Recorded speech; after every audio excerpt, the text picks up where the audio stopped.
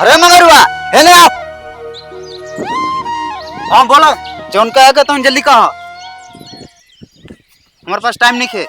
साहब ऐसा ना ऑफिस में जाके बा नालायक सारे, आज का तू अपना माई से जुबान लड़ाता ले। हाँ तो तू तो माई से जुबान लड़ा नहीं खो सकत, कहाँ से कि तोहरा के माई बेलना बेलन खोए लगी।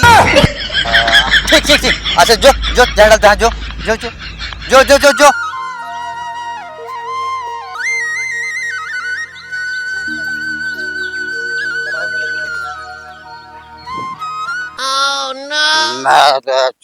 परफेक्ट हमारे गली को नहीं बना रहा, सारे गली की पानी हमारे घर के सामने आकर जम जाता है। अब की बात मारा चौथ को होता ही नहीं था। होत नहीं देना। अरे साला बाबूजी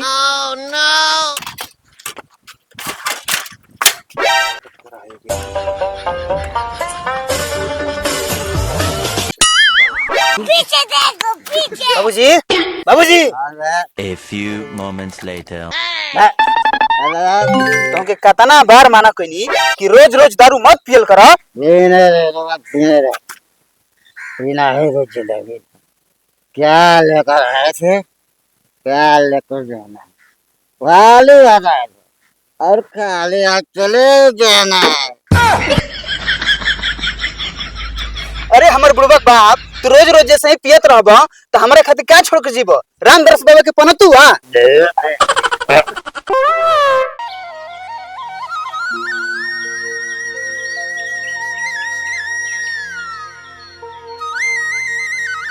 ए बच्चा तुम सुन तने ऐसे गिलास तुम बैठा दिया, ज्यादा पी लो ना कहा।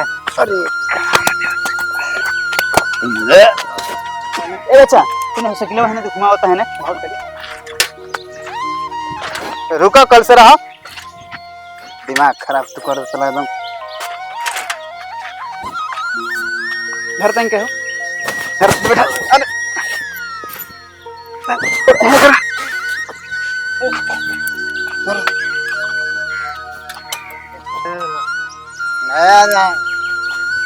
चल बा चुपचाप क्या हम करब कागो कहाँ जाई दारू तने चल चुपचाप तन घर बच्चा तन बढ़िया तरह।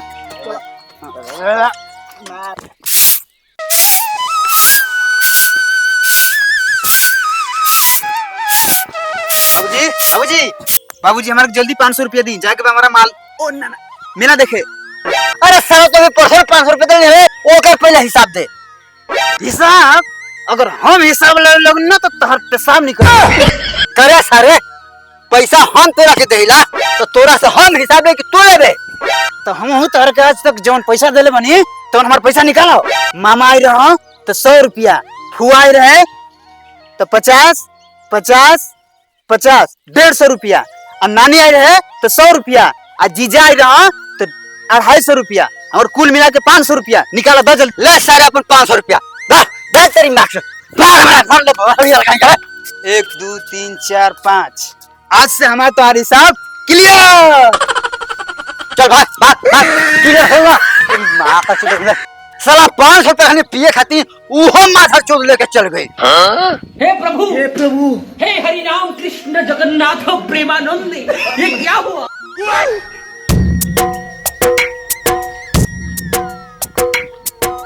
प्रणाम बाबूजी। खुश रहा बेटा खुश रहा।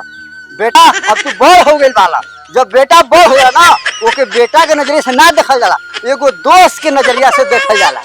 क्या बाबूजी दोस्त? हाँ बेटा दोस्त। आज से तू बाप कम दोस्त ज्यादा बड़ो। देखो भाई ई न बात हाँ बेटा आज से कोनो बात बिल्कुल हमारे से खुले कह सकेला।